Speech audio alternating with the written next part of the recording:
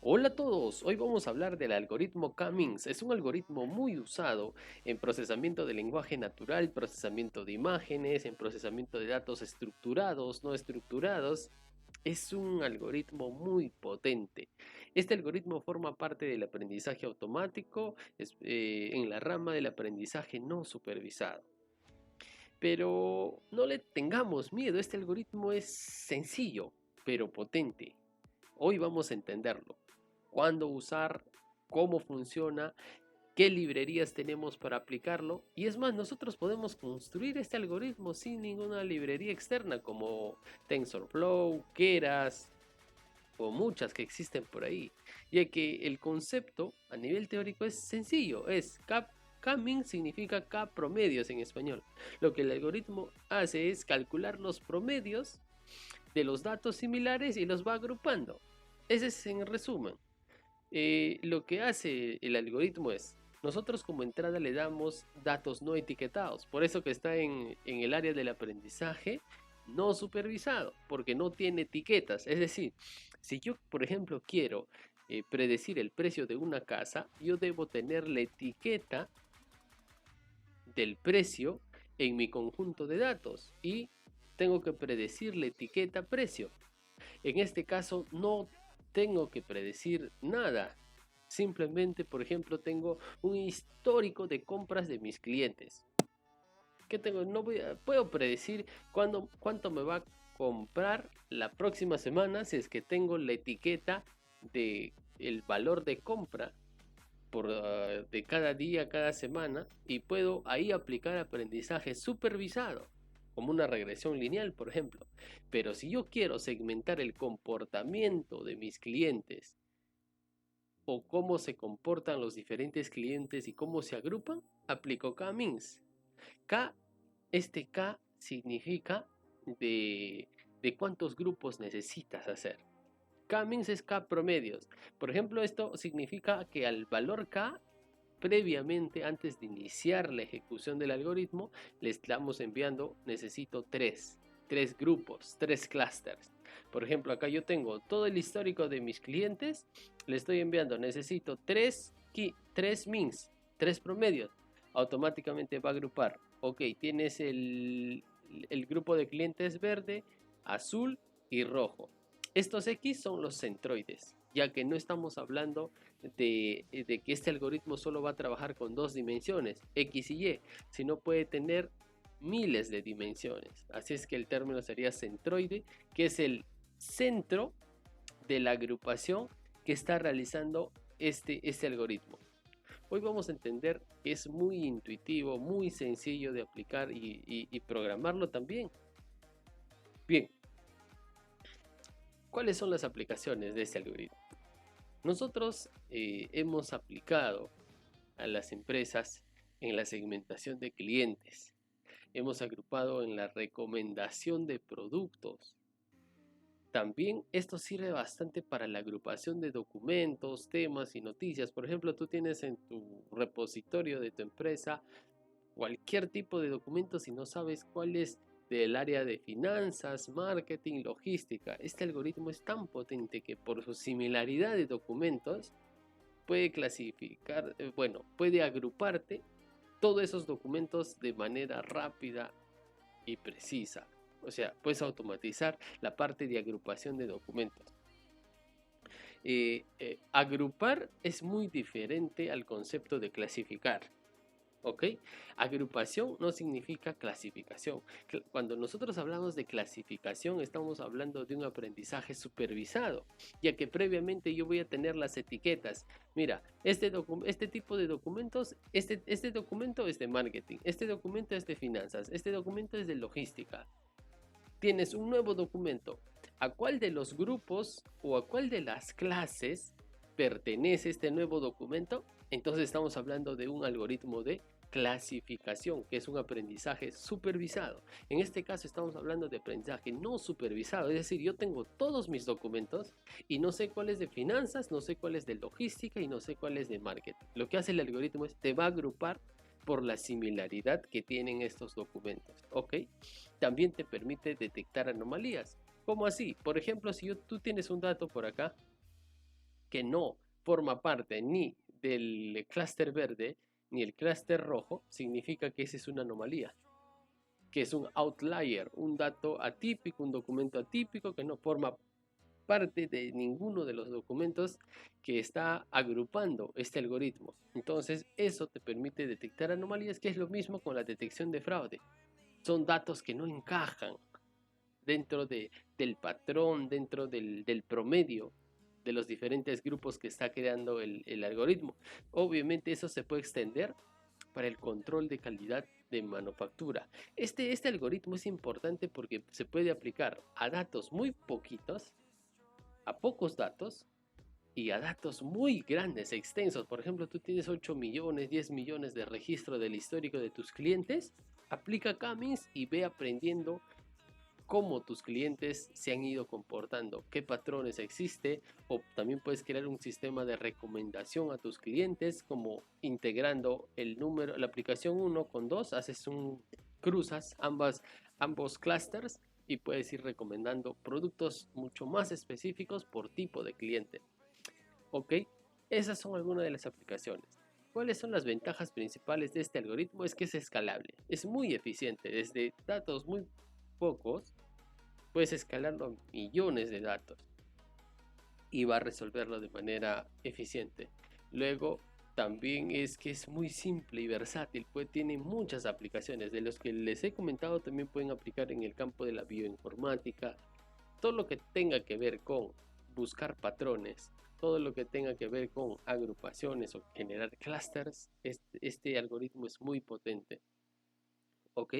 Luego los resultados son muy intuitivos, significa que interpretar por qué ha ido agrupando son muy sencillos de reconocer si es que tú efectivamente sabes qué tipos de datos estás ingresando para que el algoritmo pueda ir aprendiendo. ¿Ok? Ahora vamos a la práctica, cómo funciona este algoritmo y puedas entender y no le tengas miedo.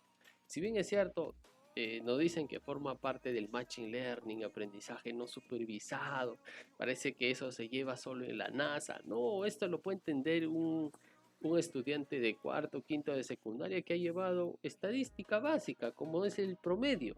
El algoritmo lo que hace es calcular promedios dentro de todos tus datos no etiquetados. Por ejemplo, acá yo tengo un conjunto de documentos. A estos documentos yo voy a clasificarlos o voy a ponerlos en este plano cartesiano X y Y, considerando que la variable X son la cantidad de hojas y la variable Y la cantidad de palabras. Ahora, tú puedes crear con más variables. Por ejemplo, la cantidad de sustantivos, la cantidad de entidades que está dentro del documento o la cantidad de personas que aparecen dentro del documento, etcétera. Tú puedes agregarle la cantidad de variables que tú quieras. Por la facilidad para poder comprender el algoritmo, yo voy a tomar dos variables. Cantidad de hojas, cantidad de palabras. ¿Este documento qué significa? Este documento me representa que tiene muchas hojas, pero pocas palabras. En el eje Y, pocas palabras, X, muchas hojas. ¿Correcto? ¿Y esta qué significa? Que tiene pocas hojas, pero muchas palabras. ¿Ve? O sea, todos tienen lo mismo. Esto significa que tiene X hojas y Y palabras. Entonces, todos mis documentos yo los caracterizo, porque esa es la parte de caracterización, de esa manera. O vectorización también. Si es, por ejemplo, estoy hablando de hojas, puedes usar el algoritmo Word2Vec para traducir palabras a vectores. Y esos vectores lo colocas dentro de la dimensión de ese vector. Por ejemplo, esto estaría técnicamente hablando de un vector de dos dimensiones, X y Y. Puede haber un vector de tres dimensiones, X, Y y Z, ¿correcto? Pero para entender el algoritmo, con dos dimensiones va a ser suficiente. Por ejemplo, el primer paso del algoritmo es que nosotros debemos elegir tres puntos aleatorios, es decir, los tres centroides iniciales aleatorios. ¿Por qué? Porque no sabemos cómo se agrupa estos documentos o cómo se van a clusterizar. Entonces yo voy a seleccionar, por ejemplo, este punto, que va a ser finanzas. Este punto va a ser marketing. Y este punto va a ser marketing, finanzas. Yo puedo decidir que sea logística. Tengo 3 centroides aleatorios. Ese es el primer paso del algoritmo, ¿eh? Con esta explicación tú vas a poder implementar tu algoritmo. Seguidamente lo que hace el algoritmo es calcula distancias. ¿Cómo así? Agarra este punto y calcula esta distancia. Bueno, ahora les explico qué es lo que vamos a usar.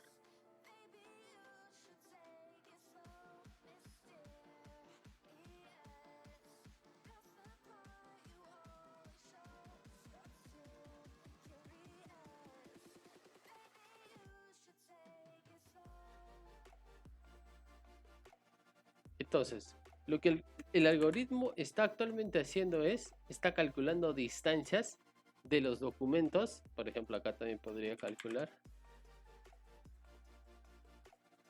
Ahí está. Entonces, lo que acá el algoritmo está realizando es calcular distancias. Estas distancias, ¿para qué le sirven al algoritmo? Básicamente para agruparlos. Por ejemplo, acá tenemos una distancia, acá tenemos otra distancia, acá tenemos otra distancia, ¿no? 1, 2 y 3. Pero ustedes saben que este centroide también está calculando esta distancia, que yo le voy a llamar distancia 4. Y ustedes saben que distancia 1 o distancia 4 es mayor. Sabemos que distancia 4 es menor que distancia 1. Significa que este documento no va a formar parte de este centroide, sino va a formar parte de este centroide. Entonces este va agrupando. Además este va a calcular esta distancia, esta distancia, esta distancia. Y sabes que aquí existe otra distancia. Esta distancia, que le voy a llamar 5, y esta distancia le voy a llamar 6. Sabes que la distancia 5 es menor que la distancia 6. Entonces, él va a formar parte de este centroide, porque de este centroide, si yo calculo esta distancia, que yo le voy a llamar 9, distancia 9 es mucho mayor. Ahí está 9, disculpen. Es mucho mayor. Entonces, las menores distancias forman parte del centroide más cercano. Es decir, si esta distancia si este documento tiene distancia 6, 9 y 5, este va a formar parte de la menor distancia, es decir, a este centroide. Por lo tanto, si se dan cuenta, todos estos, a ver, no sé si le puedo agregar colores a esto, pero todo esto sería el primer centroide. Y si se dan cuenta, aquí hay otro. Y esto. ¿Por qué se va con este? Porque esta distancia, le voy a llamar 10, es menor que esta distancia, 11. Entonces, distancia 10 es menor que distancia 11. Visualmente, ¿eh? Por eso que este sería el primer clúster. Entonces, K-means calcula distancias. Pero es importante, señores, que entiendan cómo yo calculo estas distancias, ¿verdad? Para eso vamos a ir a otro concepto que es muy importante para pasar al siguiente punto. En el mundo o en la práctica de la ciencia de datos, ustedes van a encontrar muchas distancias. Por ejemplo, acá vamos a tener, esto va a ser nuestro punto de origen. Yo voy a trazar dos líneas. Yo quiero calcular la distancia de este punto x1, xy a la distancia x2, x y y2. Entonces, la distancia que hemos aprendido en el colegio, y es el de Pitágoras, es esta distancia. A esa, ¿cómo le llamamos? Distancia euclidiana. ¿Cómo calculamos la distancia euclidiana? Básicamente es la raíz cuadrada de la diferencia de x2 menos x1 elevado al cuadrado más y2 menos y1 elevado al cuadrado. En el fondo, ¿esto qué es? Esta es la distancia. Pero esto ustedes recuerdan que es Pitágoras. Estamos calculando acá la hipotenusa. Este es Pitágoras, nada más.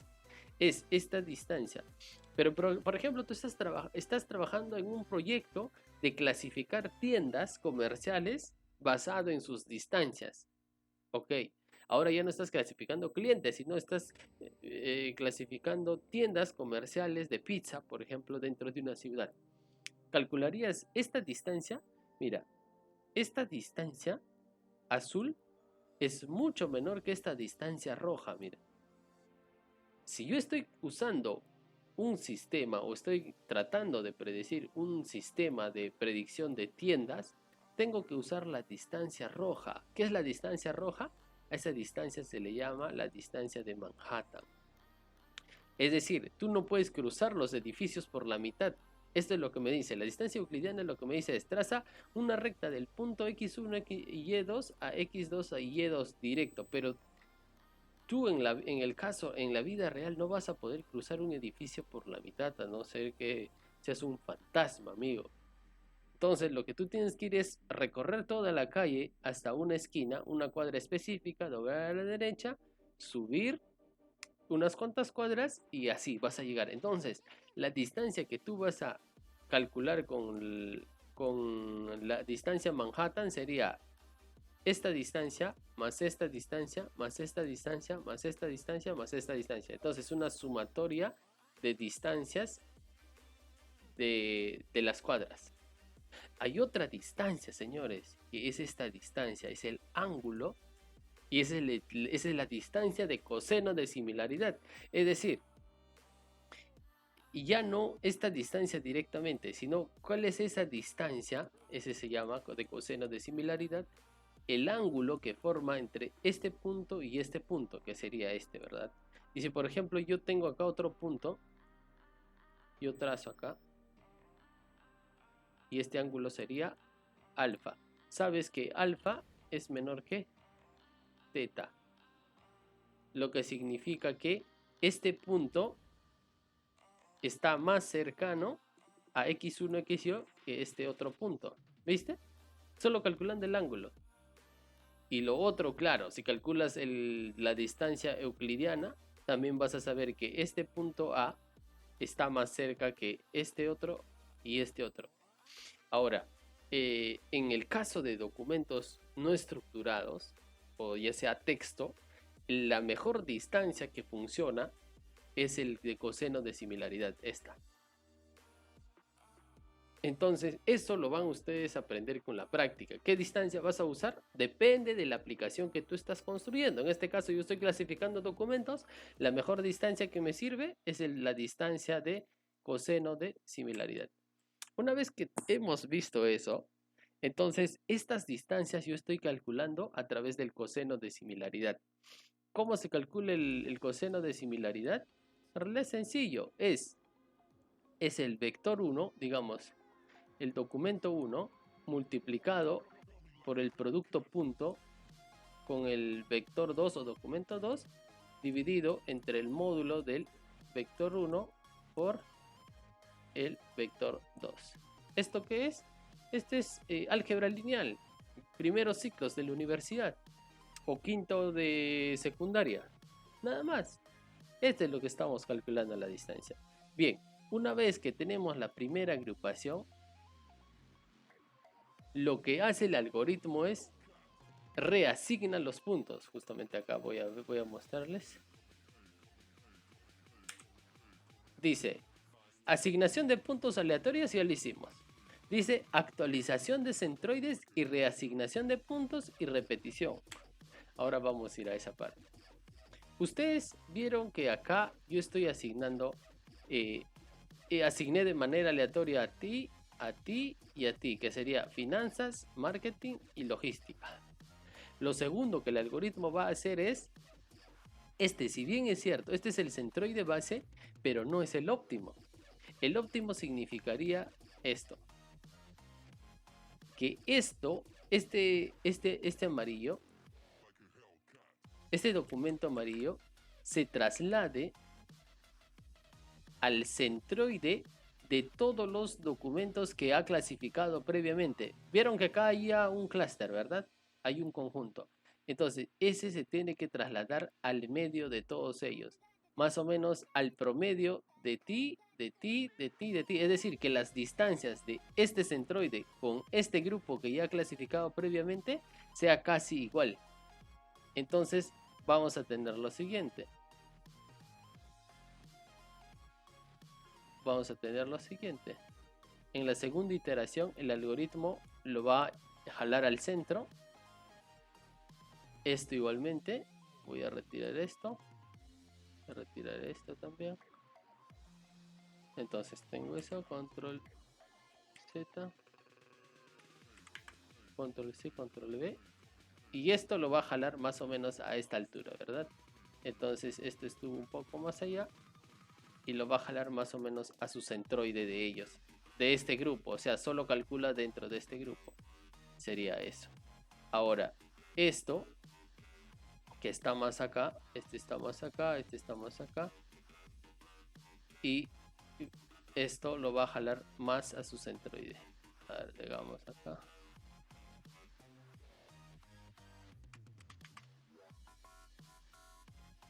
Lo va a jalar un poco más a este punto porque ahí están más acumuladas.